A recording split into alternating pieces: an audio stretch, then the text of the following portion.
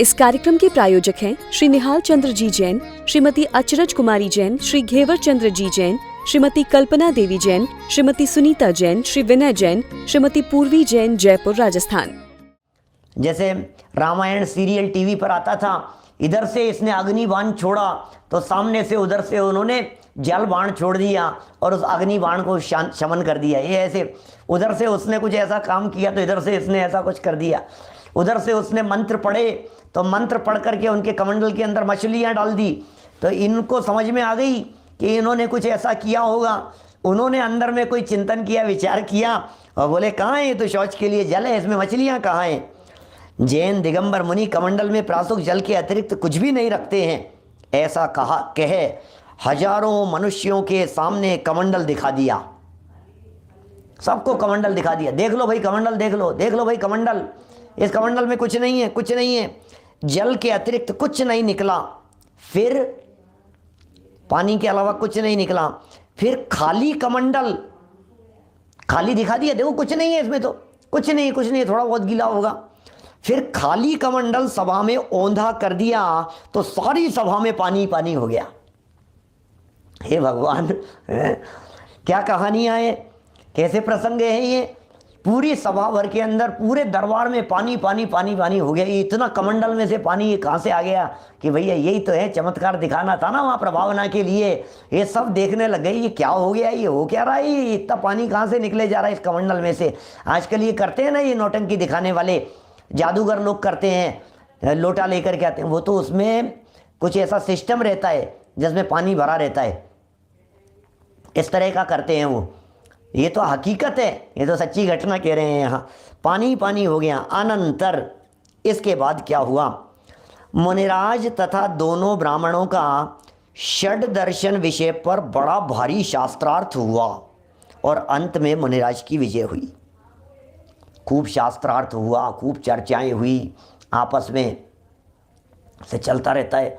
बोले तुम क्या मानते हो, ये जीव कहाँ से उत्पन्न हुआ है, ये पंचभूत से जीव उत्पन्न हुआ है, इसमें चेतन है, द्रव्य है, कितने भेद हैं, ये न्याय नए लक्षण परीक्षा प्रमाण, ये सब चर्चाएं खूब। विजय, मुनिराजों की विजय हो गई। इस प्रकार मुनिराज के अचिंत्य प्रभाव एवं चमत्कारों को देखकर श्रावकों की धर्म पर बड़ी दृढ़ श्रद्धा हो गई और बादशाह ने भी जैन धर्म की प्रशंसा की। उस दिन महासेन स्वामी ने पुनः दिल्ली एवं भारत में जैन धर्म की अखंड ध्वजा फहरा दी थी। कितनी सुंदर ज़बरदस्त ये घटना घटी कि महासेन स्वामी ने पूरे देश में, दिल्ली ही नहीं पूरे देश में और दुनिया भर में, कितनी बड़ी दुनिया थी, सब 12वीं शताब्दी की बात कर रहे हैं। समुद्री मार्ग हुआ करते थे, हवाई मार्ग तो थे नहीं। अब समुद्री मार्ग से कौन कहाँ जाता आता था, कितनी सीमित थी दुनिया कितनी छोटी दिखाई देती थी। लेकिन जैन धर्म की ध्वजा पताका महाराज ने अपनी श्रद्धा से, अपने ज्ञान से, अपने चारित्र से, अपनी योग्यता से, अपनी रिद्धियों के प्रभाव से यह अखंड भारत में जैन धर्म की अखंड ध्वजा फहरा दी थी, पुनः दिल्ली से। देखिए फिर क्या हुआ, फिर हुआ क्या, घटनाएं किस तरह से बदलती है, परिस्थितियां कैसी होती है, क्या क्या बतला रहे हैं यहाँ। अनंतर फिरोज शाह तुगलक तथा पुरातन बादशाह अलाउद्दीन ने दिगंबर आचार्यों को वस्त्र धारण करने के लिए बाध्य किया। अब यहाँ से ये उत्पत्ति की चर्चा प्रारंभ हो रही है एक प्रकार से। भट्टारक मत किस तरह से उत्पन्न हो गया। वहाँ तक तो दिगंबर मुनिराज थे, दिगंबर बादशाह थे, ज़बरदस्त उनका वर्चस्व था। लेकिन अब वही है ना, उनको बर्दाश्त नहीं थी, बोले कुछ न कुछ तो गड़बड़ है, इनको भ्रष्ट करने का प्रयास करो। और उक्त दोनों बादशाहों की बेगमों ने कह कहकर दिगंबर आचार्यों को बादशाहों से 32 पदवियां दिलवाई। पहले तो उनको अपने कंट्रोल में ले लिया कि हमारे कंट्रोल में चलने लगे। वहाँ जो लोग मौजूद थे, जो दिगंबर मुनिराज मौजूद थे, आचार्य मौजूद थे, उन सब आचार्यों को, ये 12वीं-13वीं सदी की घटना है, ये 12वीं-13वीं शताब्दी में। तो क्या हुआ, 32 पदवियां दिलाई, खूब अलग अलग तरह की पदवियां। श्रेष्ठी, जैन धर्म रत्न और धर्म अलंकार और न मालूम क्या क्या जो भी उस समय पदवियां रही होगी, उन्हें खूब यश, शोहरत, नाम, प्रशंसा। भाई साहब, जब कभी निंदा, आलोचना और विरोध से काम नहीं होता, वो काम प्रशंसा कर जाती है। ऐसा है, सामने वाला यदि आपकी निंदा, आलोचना और आपके प्रहारों से आपके कंट्रोल में नहीं आ रहा हो, तो आपके प्रशंसा भरे शब्दों से वो आपका कायल हो जाता है। आप क्या करें, ऐसी स्थिति है। पदवियों के लोभ से मुनियों ने कपड़े धारण कर लिए। क्या क्या नहीं करा देता है ये काल, समय क्या क्या नहीं करा देता है भाई साहब।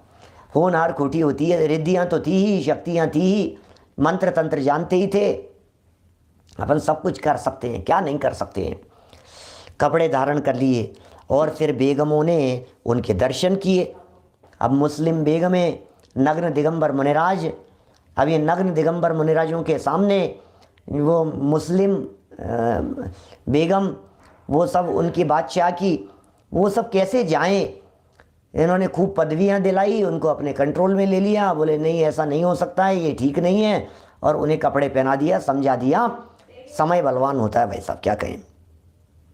देखिए फिर ये लोग उस समय से भट्टारक कहलाकर पूजने लगे, माने खूब पूजने लगे लोग इनको। भट्टारक हो गए, मठाधीश हो गए, शासन चलने लगा, सत्ता इनके पास में दे दी, बहुत बहुत इनके वो हो गए, सब अनुयायी हो गए, भक्त हो गए, शिष्य परंपराएं चलने लगी। लोगों को बहुत बड़ी बड़ी बातें मंत्र तंत्र के माध्यम से बता देते थे, घोषणाएं कर देते थे, चमत्कार दिखा देते थे। कपड़े पहना दिए तो कपड़े भी पहनने लग गए।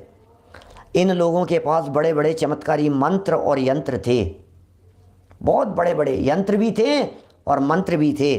अतः चमत्कारों के प्रभाव से ये लोग खूब पूजे गए, और फिर भी बादशाहों ने इनको बहुत से प्रमाण पत्र दिए। पूजे भी गए, मंत्र तंत्र भी दिखाए, साधनाएं सिद्धियां भी इन्होंने प्रकट की, और बादशाहों ने इनको खूब पूजा भी, सम्मान भी दिया, मान सम्मान भी दिया इसी तरह का।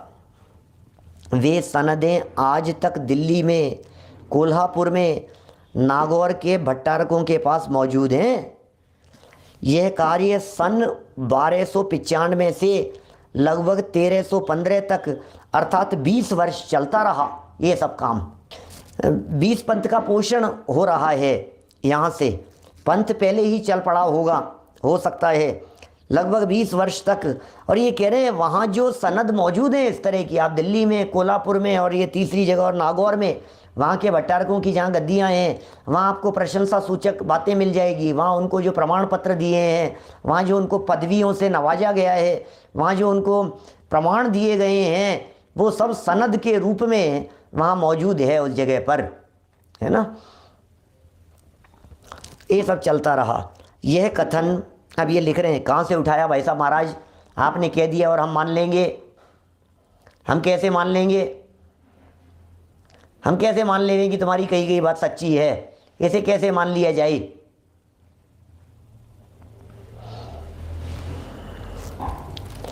यह कथन आरा से प्रकाशित जैन सिद्धांत भास्कर भाग 1 किरण 4 पृष्ठ 109 से 114 में काष्ठा संघ की पट्टावली का भाषानुवाद तथा सूरत से प्रकाशित भट्टारक मीमांसा नामक पुस्तक के आधार से लिखा गया है। महाराज लिख रहे हैं कि हमें क्या पता, हम तो अभी हुए हैं सन 1800 कुछ में, हम तो 1800 कुछ का जन्म है हमारा, 1900 कुछ तक रहे हैं हम, हमें नहीं पता 1800 1900 के जन्म वालों को ये 1295 में क्या हुआ होगा। बोले हमें तो प्रमाण मिले हैं, हमें तो किताबें मिली है, हमें तो कुछ पंक्तियाँ उद्धृत वहाँ से मिली है, उसको हमने यहाँ से आपको प्रमाण दे दिया है। ये किताब है, ये जगह है, यहाँ से प्रकाशित है, और उसमें काष्ठा संघ की पट्टावली का भाषानुवाद भावानुवाद दिया है। उसको आप खोल करके देखें, उसकी पट्टावली के संदर्भ में आपको ये बातें वहाँ लिखी हुई मिलेगी। हाँ, वहाँ के आधार से ये बातें लिखी गई है। यह कथन दूसरे प्रकार से निम्नलिखित रूप में भी मिलता है कि बादशाह अलाउद्दीन और मुनिराज श्री महासेन स्वामी का समागम सेठ पूर्णचंद्र के द्वारा हुआ था। इसका मतलब महासेन स्वामी और अलाउद्दीन इन दोनों के आमने सामने की चर्चाएं तो मिलती हैं क्या? समझ में आ रही है बात? आप यदि देखेंगे तलाशेंगे तो आपको मतलब इसमें कोई असत्यपने की बात नहीं लग रही है। महासेन स्वामी का अलाउद्दीन नाम के बादशाह के साथ में आमना सामना तो हुआ था। एक घटना तो पीछे एक उल्लेख तो ये किया गया कि श्रावकों के सामने ऐसी समस्या हो गई कि तुम सब लोगों को इस्लाम स्वीकार करना पड़ेगा। तो वे चिंतित होकर के दक्षिण भारत चले गए और वहाँ से मंत्राधिक के प्रभाव से वे महासेन मुनिराज वे यहाँ आ गए। एक तो ये घटना हो गई। अब दूसरी घटना ये बतला रहे हैं कि नहीं ऐसा नहीं हुआ था। एक सेठ पूर्णचंद्र हुआ करते थे और वे सेठ पूर्णचंद्र ने अलाउद्दीन बादशाह और मुनिराजों का आपस में समागम करवाया था। ये दूसरी घटना हो गई। देखिए क्या लिख रहे हैं फिर आगे। फिर कह रहे हैं आगे, सेठ पूर्णचंद्र जी दिल्ली के अग्रवाल जैनियों में विशेष प्रतिष्ठित एवं सम्माननीय व्यक्ति थे। पूर्णचंद जी सेठ, सुल्तान उनका बहुत सम्मान करता था। वह उन पर इतना दयालु था कि वे बादशाह की सहायता से दिल्ली से ही गिरनार जी की यात्रा के लिए संग ले जाने के लिए समर्थ हुए। देखो आप, सुल्तान भी उनका सम्मान करता था, सेठ जी भी बहुत धर्मात्मा थे, दयालु भी थे। और इतना दयालु था, मतलब वो सेठ भी इतना दयालु था, सुल्तान भी उनका सम्मान करता था। दिल्ली से ही गिरनार जी की यात्रा के लिए संग लेकर के गए थे वे सेठ पूर्णचंद जी। कौन कौन से ज़माने की कैसी कैसी बातें हैं, कहाँ कहाँ इतिहास में नाम अमर हो गया है। ऐसा देखिए, जिस समय ये संघ सब तीर्थों की यात्रा करता हुआ गिरनार पहुंचा, उसी समय पथड़ा शाह के नेतृत्व में श्वेतांबरों का भी एक संघ आया। देखो, जो घटना जिस तरह की कुंदकुंदाचार्य देव के समय में घटी थी, कुंदकुंदाचार्य देव के ज़माने में जिस तरह की घटना घटी थी, कुंदकुंदाचार्य देव जब गिरनार पर्वत पहुँचे और उसी समय श्वेतांबर संघ भी वहाँ पहुँचा, फिर दोनों में इस तरह की बात हुई कि दोनों में से कौन वंदना पहले करेगा। तो फिर वो निर्णय इस तरह का हुआ था कि देवी से बुलवाओ। तो फिर देवी ने प्रकट होकर के देवी के पीछे हाथ रखा और ऐसी बात उन्होंने बुलवाई कि दिगंबर आद्य, दिगंबर पहले हैं, ऐसी चर्चा। और इसी तरह की बात यहाँ भी कह रहे हैं। देखिए, तो पथड़ा शाह के नेतृत्व में श्वेतांबरों का भी एक संघ आया और दोनों संघों में पहले और पीछे के विषय पर वंदना के लिए बहस होने लगी। अब यहाँ भी वही चक्कर पड़ गया, पहले कौन, फिर दिगंबर पहले जाएंगे कि श्वेतांबर पहले जाएंगे। संघों का सवाल है भाई साहब, आपस में बड़े बड़े चक्कर हैं, कौन झगड़े कौन विवाद करे। परंतु वृद्ध लोगों ने समझौता कर साथ साथ वंदना कराने का निर्णय किया। यह घटना सन 1307 और 1308 की है। अरे पहले पीछे का क्या बात करते हो, गिरनार पर्वत की वंदना के लिए आए हो, दोनों ही भगवान महावीर स्वामी के अनुयायी हो, दोनों ही नेमिनाथ भगवान को 22वां तीर्थंकर स्वीकार करते हो। दिगंबर परंपरा हो या श्वेतांबर परंपरा हो, 22वें तीर्थंकर नेमिनाथ के दोनों ही अनुयायी हो। विवाद मत करो बंधुओं, नमोकार मंत्र बोलो, नमोकार मंत्र, पंच परमेष्ठियों की जय जयकार करो और जरा बराबर जयकारों के साथ, जैन धर्म की जय जयकारों के साथ में मिलकर के वंदना करो। भाई साहब, गिरनार और शिखर जी तो ऐसे क्षेत्र हैं जिन क्षेत्र पर दोनों मिलकर के एक साथ जुड़ सकते हैं। दिगंबर भी और श्वेतांबर भी, दोनों ही आमनायों वाले एक ही जगह पर। अरे कहाँ, कोई जगह तो ऐसी चाहिए जहाँ दिगंबर और श्वेतांबर दोनों भाई मिलकर के आपस में एक जगह पर एकत्रित हो सकें, आपस में विचारों का आदान प्रदान कर सकें, चल सकें, चर्चा कर सकें, मिल सकें, चर्चा वार्ता हो सके। ऐसा स्थान है कहाँ आज? देखिए घटना कब की है ये, तो ये कह रहे हैं 1307 और 1308 की घटनाएं हैं। ये उस जमाने की घटनाएं। अनंतर इसके बाद क्या घटना घटी?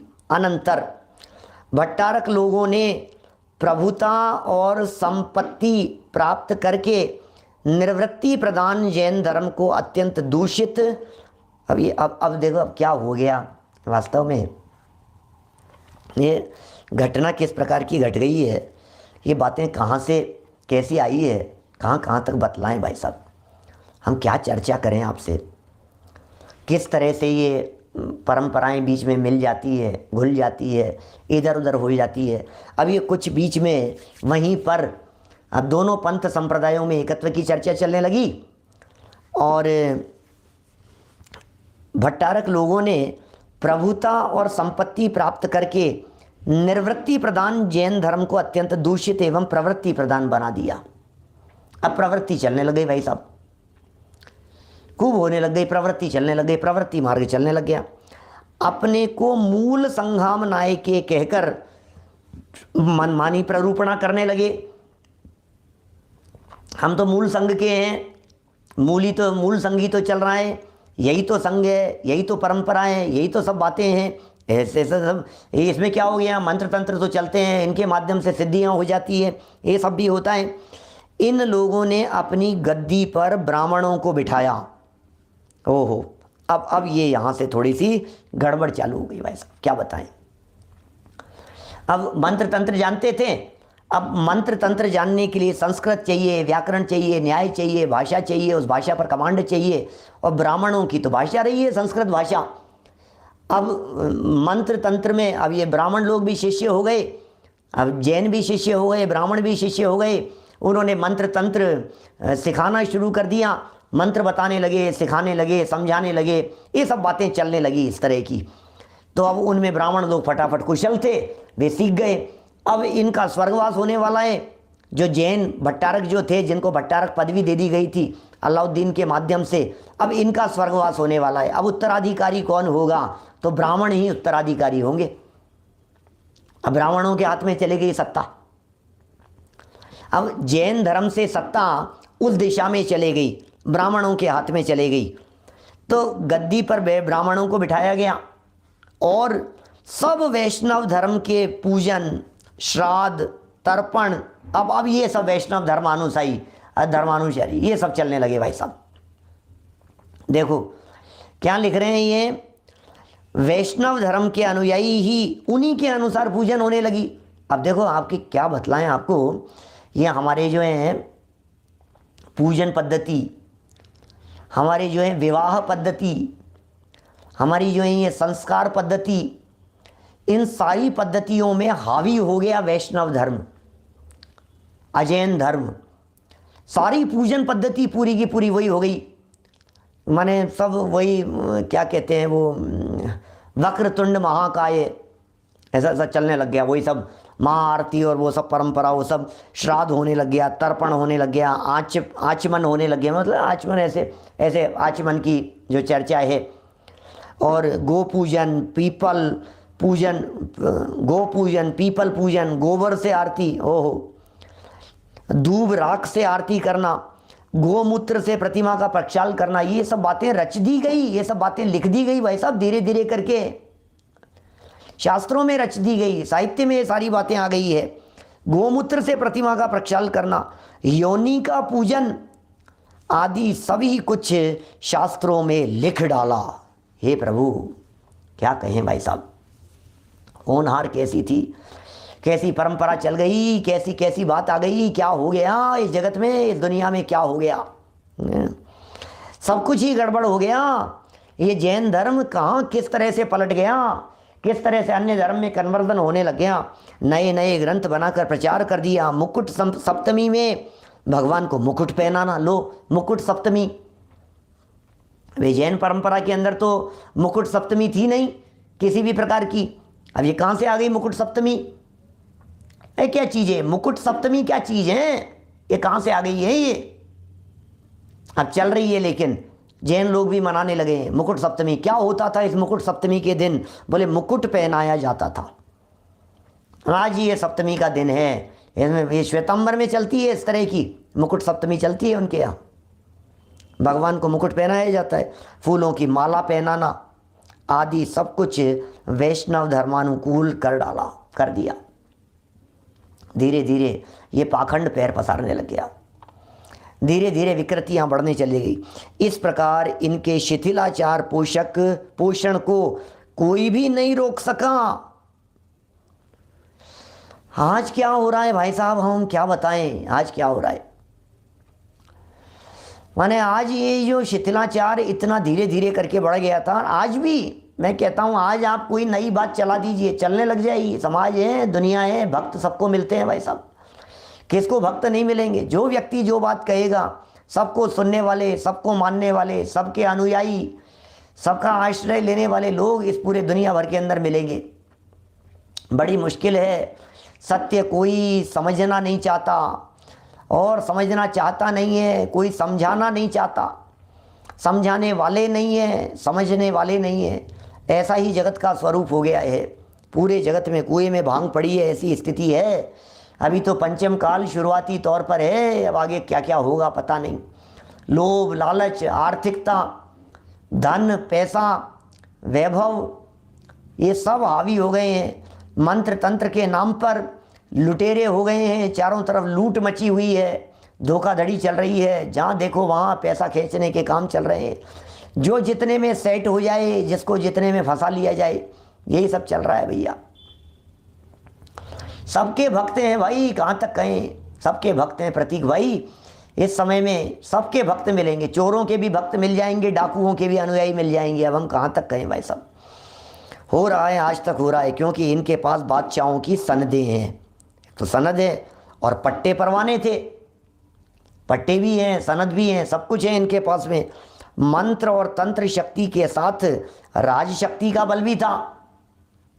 मंत्र तंत्र राजकीय शक्ति ये सब कुछ इनके पास में था। किसकी ताकत थी जो उनके सामने बोलता? कौन बोले? कौन? ताकत चाहिए, शक्ति चाहिए। एक आदमी को बोलने से क्या होगा?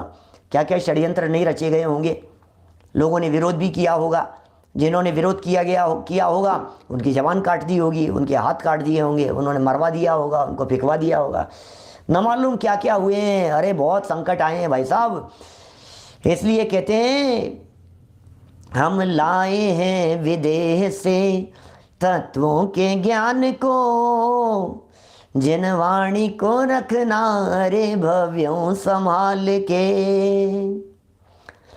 बड़े भाग्य से लाए हैं यहाँ तत्व ज्ञान को, जिन वाणी को रखना अरे भव्यों संभाल के।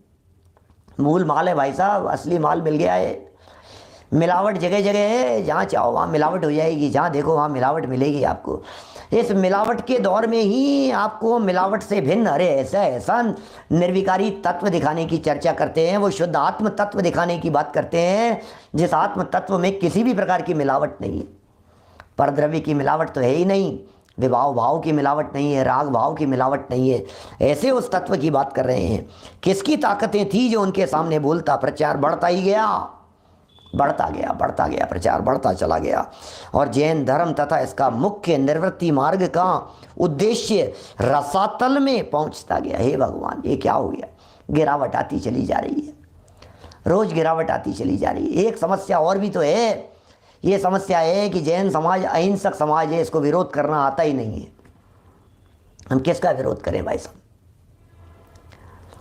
किसका विरोध करें? हम विरोध करना आता ही नहीं है। हम शांत स्वभाव, ठीक है भैया, अपना काम शांति से करो, अपना काम शांति से करो। हम शांति से काम करते चले गए और वे अपनी जड़ें फैलाते चले गए, वे अपनी जड़ें पसारते चले गए। धीरे धीरे करके इस तरह से उत्पन्न हो गया ये मार्ग। भट्टारक मार्ग उत्पन्न हो गया, शिथिलाचार का मार्ग उत्पन्न हो गया। ये सब उत्पत्ति के संदर्भ में ये सारी बातें लिखी है। यहाँ कोई हम किन्हीं भट्टारक जी के ऊपर किसी तरह का कोई आक्षेप नहीं लगा रहे हैं। हमारे चारुकीर्ति जी भट्टारक जी विशेषकर ये अपने बड़े वाले तो बहुत विद्वान हैं, ज्ञानियों का, विद्वानों का बहुत विशेष सम्मान करते हैं, तत्व चर्चा करते हैं, बहुत गहरे अभ्यासी हैं, रसिक हैं तत्व चर्चा के। इस कार्यक्रम के प्रायोजक हैं श्री निहाल चंद्र जी जैन, श्रीमती अचरज कुमारी जैन, श्री घेवर चंद्र जी जैन, श्रीमती कल्पना देवी जैन, श्रीमती सुनीता जैन, श्री विनय जैन, श्रीमती पूर्वी जैन, जयपुर, राजस्थान।